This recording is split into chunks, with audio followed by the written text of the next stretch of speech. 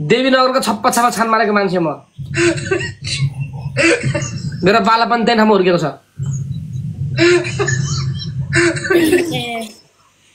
यदि के गर्नुहुन्छ बुढोमा भन्नुहोस् म त के गर्नु को लाइभ बसेछन् भनेर हेर्ने त्यही हो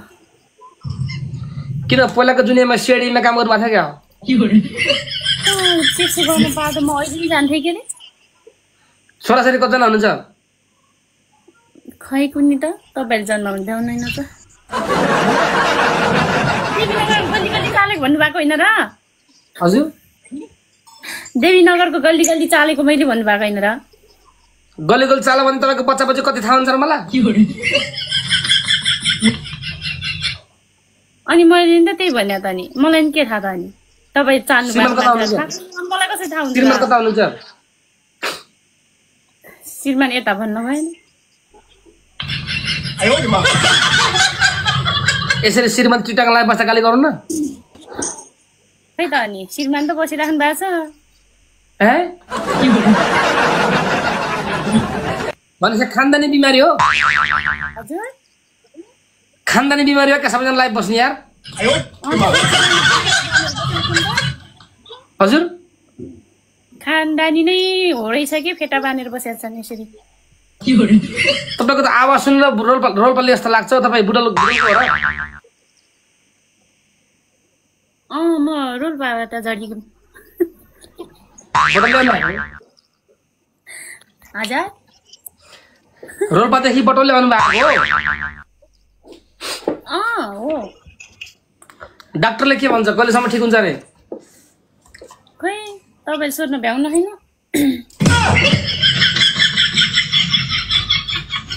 अनि के छ बुढोको हालमा भन्नुहोस् गर्मी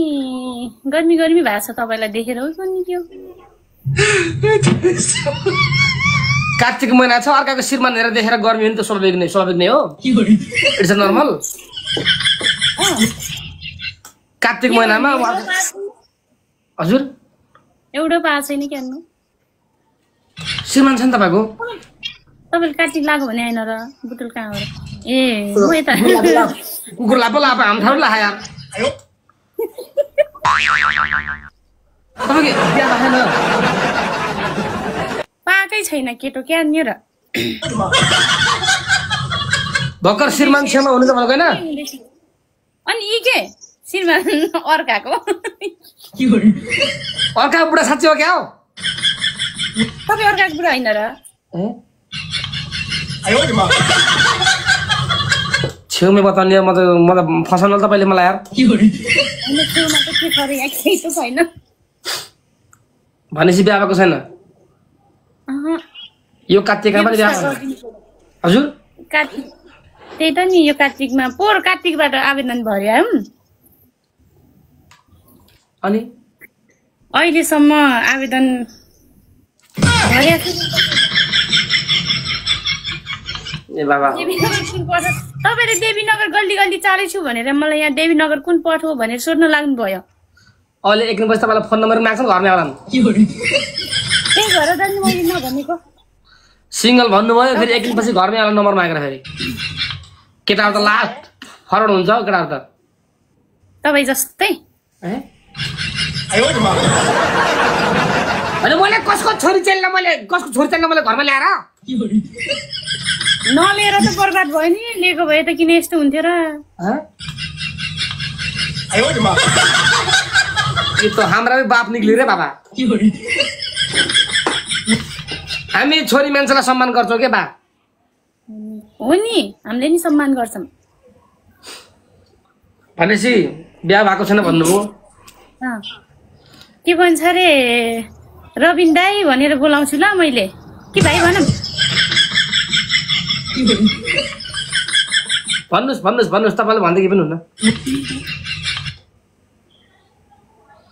भनौँ कि नभनौँ अलि राम्री केटीले भने भए मन दुख्थ्यो यसो भन्नुहुन्छ दाई भाइ नभन काका भन भन्नुहुन्छ दारी सित देखे भन्नुमा काका भन्ने यार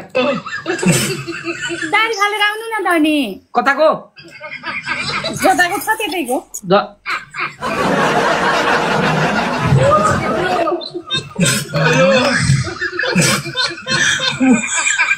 मजाक नगर्नु न यार त्यस्ता कुरामा यार। मजाक मैले गरे होइन के, मैले साँच्चीकै भनेको। हुन त जेगीले तपाईँलाई मजाक गरिरह। गाइस चाँडा बुझ्नु पर्छ। ल हुन्छ म जान्छु ल राणाजी। हुन्छ हुन्छ। खुसी लाग्यो nice to meet you. Okay bye by.